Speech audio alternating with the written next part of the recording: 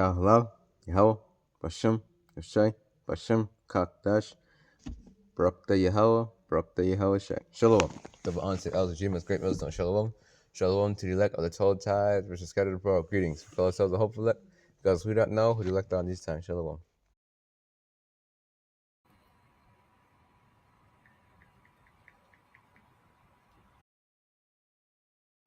You know something's coming, and I'm telling you, it's closer than you think. You've probably heard people say, one day they'll put a chip in everyone. For years, that sounded like some sci-fi movie plot, right? Like something way off in the future. But look at what's happening right now. We got chips in bank cards, chips in passports, chips in your pets so they can track them if they get lost. They're even putting chips in clothes and sneakers to prove they're authentic. And here's the big one. They're already putting chips in people. Yeah, it's not just talk anymore. Some companies in Sweden, in America, in Australia, already offering their workers a chip in the hand so they can open doors, log into computers, and pay for lunch with just a swipe. Now, at first glance, it looks harmless. They sell it to you like it's convenient. No more forgetting your wallet, no more losing your ID, no more passwords. Sounds great, right? But let me ask you this. What happens when everything is tied to that chip? Your money, your job access, your medical records, even your travel passes? Here's the scary part. Once it's in you, you can't just take it out like a SIM card. You're locked in. They have control, and you can bet they're going to use that control. The Bible actually told us this would happen. Revelation chapter 13, verses 16 to 17 says, "It causes all, both small and great, rich and poor, free and slave, to receive a mark on their right hand or on their foreheads, so that no one may buy or sell unless he has the mark." That's not me making it up. That's written in Scripture, almost 2,000 years ago. And here we are, watching it unfold. Think about it. The world is already moving away from cash. Everything's going digital. Your phone's your wallet now. Your car's connected to the internet. Your fridge can order groceries for you. And every one of these conveniences is one step closer to a world where you can't live without being connected to their system. And once they put that system in your body, you won't just log out. You won't just switch providers. If you refuse to follow their rules, they can turn off your access in seconds. No money, no buying food, no traveling, no job. That's the kind of power they'll have. And here's the truth. Most people won't even fight it. They'll line up for it because they'll make it sound good. They'll market it as safety, as progress, as something only few people would refuse. In Matthew 24, verse 24, "For false Christs and false prophets will arise and perform great signs and wonders so as to lead astray, if possible, even the elect." That means even believers, people who love God, could be tricked if they're not paying attention. So how do we not fall for it? Number one, start paying attention to what's going on now. Don't just scroll and say, "Oh, that's interesting," and move on. Every new piece of tech, every new way to pay, or new way to prove your identity, look at it with eyes wide open. Ask yourself, does this give me more control, or does it give them more control over me? Number two, get strong in your faith now. If you wait until the day they roll this out to start building your trust in God, you're already late. Because saying no might cost you everything. And the only thing that will keep you standing in that moment is knowing, deep down, that God will take care of you, even when the system cuts you off. This is not fear talk. This is a warning. The Bible gave us this heads up so we wouldn't be caught sleeping. It's coming, and it's coming fast. But you still have time to get ready, spiritually, mentally, and even practically. Stay awake. Stay sharp. Don't get caught in the trap of thinking, "It won't happen in my lifetime." That's what every generation before us thought, until the technology, the laws, and the mindset of the world lined up perfectly, just like they are right now. I'm telling you, when they finally introduce it, many people won't be able to get out. So make the decision now, before you're in that line, before the pressure hits, before the choice feels impossible. Because once you take it, you can't take it back. Because once you take it, you can't take it back. Revelations 14. Once you take it, Can't take it back out. Revelation chapter 13, verse 16. And he calleth all, both small and great, rich and poor, free and bond, to receive a mark in their right hand or in their foreheads. The thing I said it says he over here. I'm going to go there real quick. And he.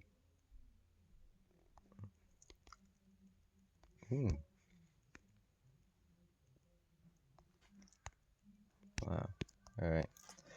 And he called of all, both small and great. Who is the he? Esau, Edom, the tabernacles of Edom in Psalm 83, the elites of Esau, they have been plotting this in the shadows, whom you call like the heads of the Illuminati. Illuminati means what? The illuminated ones, written about in the book of Isaiah. Lucifer.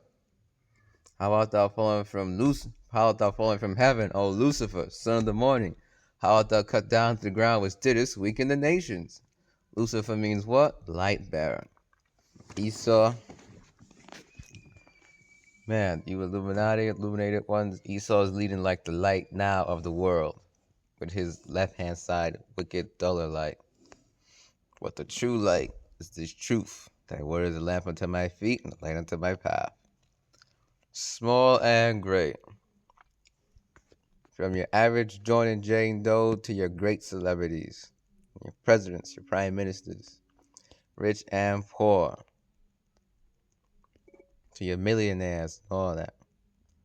All the way down to what they call the middle class, which is going into the poor class.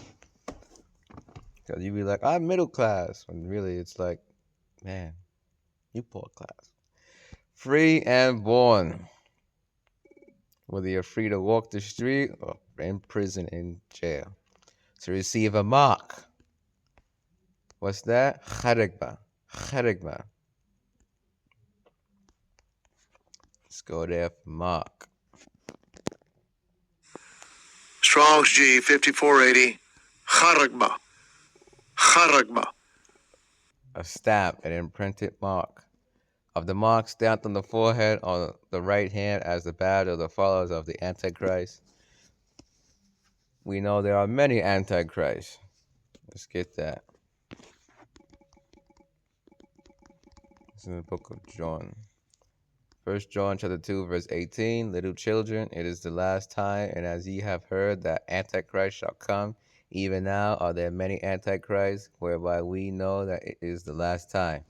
Antichrist is what? It's a compound word. You have anti, which means what? Against.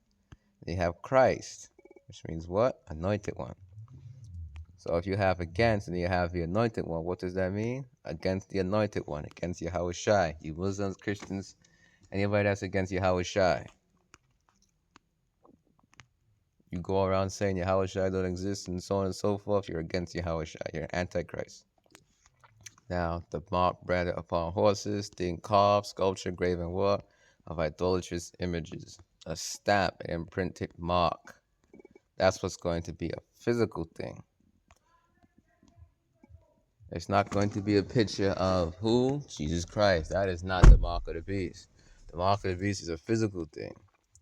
Imagine that. Walk into your local Walmart. I'm coming to buy and sell. And they ask you, do you have the mark of the beast? And you pull out a picture of this guy and say, yeah. That is bugged out. That means that everybody, the Muslims, they got to give up their Muhammad. No, the mark of the beast is something you used to be buying and selling. You can't use a picture of Jesus Christ to buy and sell. Mark of the beast is going to be like CBDC, which is what? Central bank digital currency. It's going to be money digitally. And you can use that to buy and sell. Because the mark of the beast can store information and be used to buy and sell, as in Sweden is the example. The mark of the beast, M0TB, can store information ranging from a simple unique identifier to more complex data like product details or transaction history, buying and selling. Now, these phones have these things inside of them, but it's not in your hand. If you have taken the mark of the beast and it is in your hand, you're doomed. Pursuing Revelation 14th chapter, no salvation for you. Going to the root word of etymology of kharigma. Kharigma. Strong's G 5482. Kharaks. Kharaks. A pale or stake, a palisade. Remember, this is John the Revelator on Island of Patmos more than 2,000 years ago, seeing all this. He's comparing it to things of his time period. So, you have to type in ancient palisade. And what would you know? Look at what we have. This is a palisade. What does this look like? Oh my, that's what this look like. This needle. You see that needle? That's a palisade. See this needle? This is a palisade. It's being compared to things of his time period. John the Revelator out of Patmos more than 2,000 years ago lived during the Roman age. The Roman ion. Ion is a Greek word meaning age, time period. Chrax. This says root word etymology from chraso, to sharpen to a point akin to, through the idea of scratching. Akin to is what? Strong's G 1125. Grapho.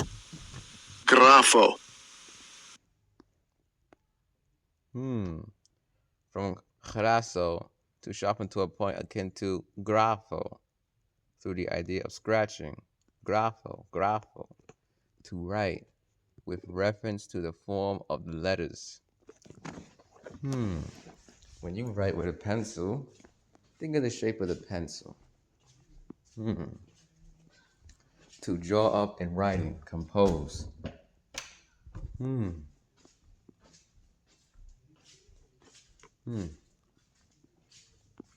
To delineate or form letters on a tablet, parchment, paper, other material. Delineate. Describe or portray something precisely. So when you draw, you're doing that. Look at this here. When you draw on something, it even looks like that. My goodness.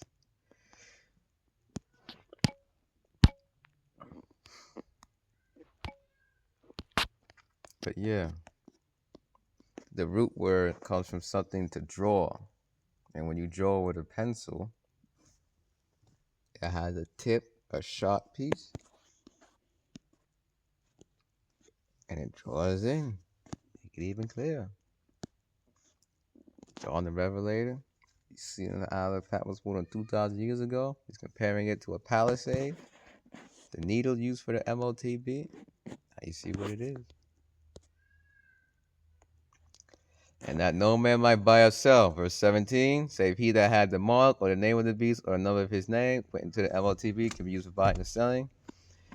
Verse 18, here is wisdom. Let him that hath understanding count the number of the beast, for it is the number of a man. His number is 666. 666 is what in the Greek? Chai ksai stigma. Chai ksai stigma. Strong's G 5516. Chai, Xi, stigma. Chai, Xi, stigma. It's going to stigma. Strong's G 4742. Stigma. Stigma. A mark pricked in or bred upon the body.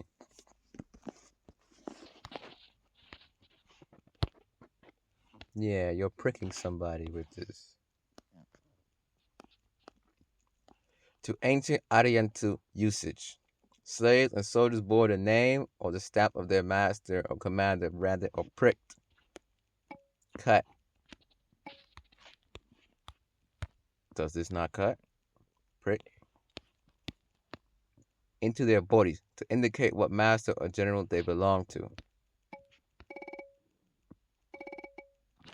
It's going to be known. Your master general is Esau Edom, so-called white man, going up to the Rothschilds, Rockefellers, Oppenheimers, the elite banking families that rule the world secretly. the counsel of the wicked, the secret counsel of the wicked, as the scriptures speak about. They seek deep to hide their thoughts and all that. And they go on saying, who seeth me? Let's get that. Woe to them that seek deep. Isaiah chapter 29, verse 15. Woe unto them that seek deep to hide their counsel from Yahweh, Yahweh Ba'ashem Yahushai. And their works are in the dark, and they say, who seeth us and who knoweth us? That's going into the Rothschilds, the Rockefellers, the Oppenheimers. Yahweh Ba'ashem Yahushai is casting what? The light of this truth upon them. Now they can no longer hide. Isaiah 47, verse 3, thy nakedness shall be uncovered, yea, thy shame shall be seen. I will take vengeance, and I will not meet thee as a man. Yahushua is going to come back, take vengeance, and come back in celestial powers and all that as an angelic force. He's not coming back as a human mortal man. He's coming back as an angel, angelic force that no one can reckon with. All right. Thy nakedness shall be uncovered, yea, thy shame shall be seen. Esau, you are being exposed by who? The men of Yahweh Ba'ashem Yahushai, the true prophets teaching and preaching the names of Yahweh Ba'ashem Yahushai. You know, you go on with the elder apostles hard on down, being exposed into their bodies to indicate what master or general they belong to, and there were even some devotees who stamped themselves in this way with the token of their gods. Doth not Esau have a god complex? This is Ezekiel, I think it's 28. See? It is 28. Verse 1, the word of Yahweh came again unto me, saying, Son of man, say unto the prince of Tyrese, thus saith the Lord Yahweh, because thine heart is lifted up, and thou hast said, I am a God. I sit in the seat of God, in the midst of the seas. Yet thou art a man and not God, though thou set thine heart as the heart of God. Esau has what? A God complex. Let's type that in. Define God complex. Is an unshakable belief that one is superior, infallible, characterized by inflated feelings of personal ability, privilege, and a lack of accountability. Sound like Esau, Edom. Their pride. The pride of thine heart hath deceived thee, thou that dwellest in the clefts of the rock, whose habitation is high, dwellest in the land of Uz. Infallible. Incapable of making mistakes or being wrong. I am always right. Thy terribleness hath deceived thee. This is Jeremiah chapter 49, verse 16. Thy terribleness hath deceived thee, and the pride of thine heart. Heart is the mind, goes back to the Hebrew, love. And the pride of thy mind, O thou that dwellest in the clefts of the rock, that holdest the height of the hill, though thou shouldest make thy nest as high as the eagle, I will bring thee down from thence, saith Yahweh, Yahweh Ba'ashem Yahushai. Esau got his skyscrapers high like the eagle, and also going into his space stations high in the stars.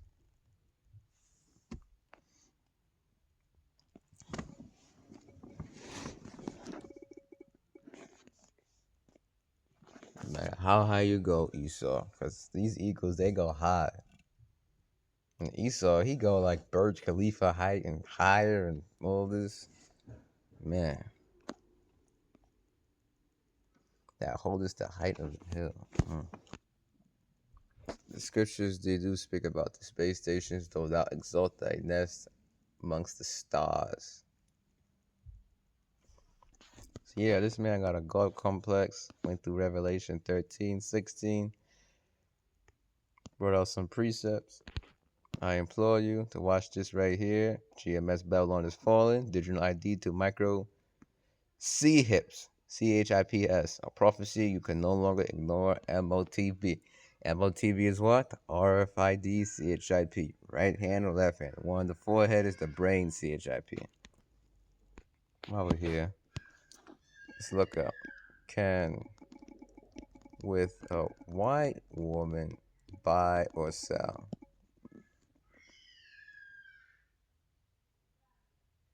Nah, that's not what I'm looking for.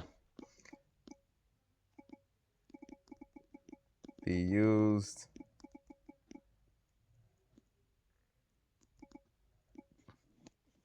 get into Walmart. See? Sleeping, sexual relations have absolutely no bearing on employment at Walmart. Now let's just change employing for buying. You can't do nothing to buy. All right? So sleeping with the white woman is not the M0TB. Can hegemony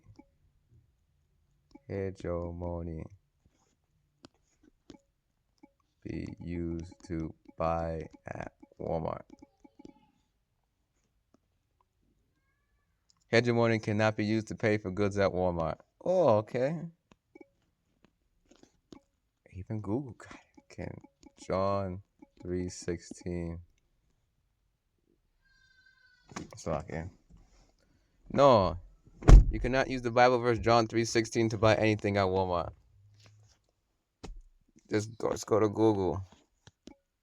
Can a M0TB CHIP be used to buy and sell at Walmart?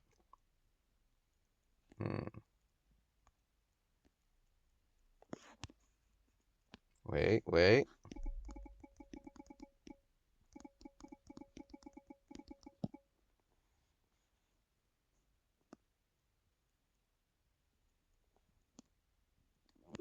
This is saying you can't, but how do we know it will be? How? Because the current fiat money is going to what? Get destabilized. This money, fiat money, is going to be destabilized. The dollar is going to crash. How do we know this? Well, I'm going to go back to Google. Can John 3:16 be used to store money? No, it cannot. It's right here. Sleeping with somebody, and that fact, is not a form of storing money. You can't buy or sell with. Can hegemony be used to store money? The word itself, as it refers to a concept of dominance rather than a physical entity. The country or state that holds hegemonic position in the global economy. Yes, if the mark of the beast is hegemony, how do I take this? How? What I gotta do? Try and eat a whole country? Something, I don't know. Something I'm missing? It's nothing I'm missing. You can't use this as a form of. You go to the store, the guard is there. He says, "You have hegemony on you?" I don't have hegemony, sir. A lot of people in America probably don't even know what hegemony means. Sweden, M0TB for buying. People in Sweden are using M0TBs to unlock doors, buy tickets. Buy. We have a winner. M0TB is what? RFID, CHIP, right hand or left hand. Taking your left hand, still be destroyed. Taking in your right hand, be destroyed. The brain, CHIP, is the M0TB.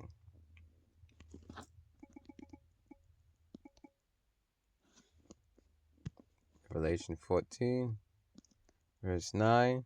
And the third angel followed them, saying with a loud voice, if any man worship the beast in his image and receive his mark in his forehead or in his hand,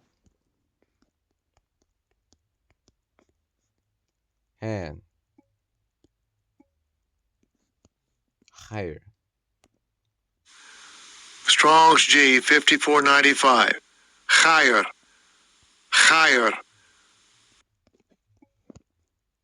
Yes, the Greek word higher means hand and can refer to either the left or the right hand.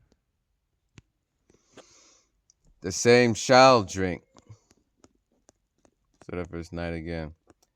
And the third angel followed them, saying with a loud voice, if any man worship the beast and his image and receive his mark in his forehead or in his hand, the same shall drink of the wine of the wrath of Yahweh, which is poured out without mixture. It's not diluted with mixture. Into the cup of his indignation. Indignation means what? Righteous anger. And he shall be tormented with fire, he or she, even children, shall be tormented with fire and brimstone in the presence of the holy angels and the presence of the Lamb. Who the Lamb? Yahushai. Book of Job speaks about, I pray thee, whoever perish being innocent, or where would a righteous cut off? children included, women and children. And the smoke of their torment ascended up forever and ever, and they have no rest day nor night who worship the beast and his image, and whosoever receiveth the mark of his name. Here is the pages of the saints. Here are they that keep the commandments of Yahweh and the faith of Yahweh Shai. Is there an everlasting hell? No. How do we know that? Jonah chapter 2, verses 1 and 2. It goes into it. Jonah was in hell, but where was he? He was in the fish's belly.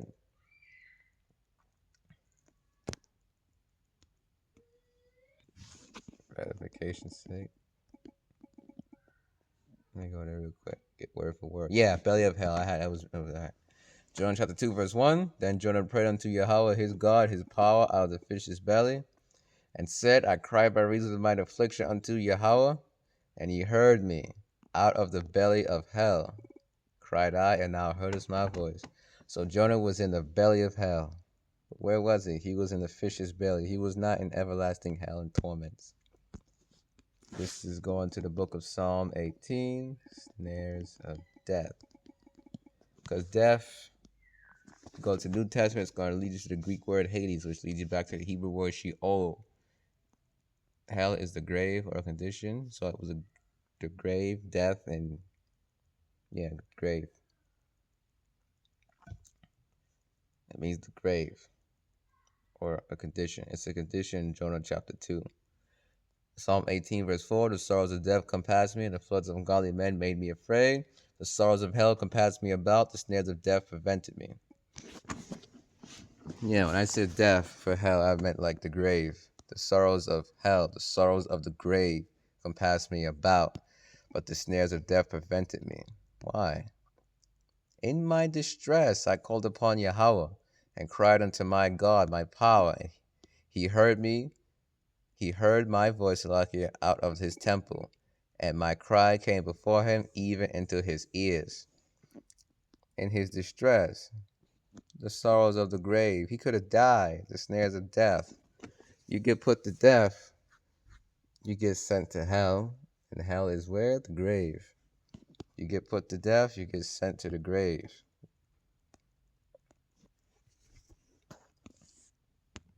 So if you say, I'm coming with the powers of hell, you're threatening to put somebody to death. You're threatening to send them to the grave. So you see how death and hell similar. And on that note, Shalom. Kal Halal, Yahweh, Bashem, Yoshai, Bashem, Kal Kodash, Brakte Yahweh, Brakte Yahweh Shai. Shalom. The honor to Elder GMS Great Muslim. Shalom.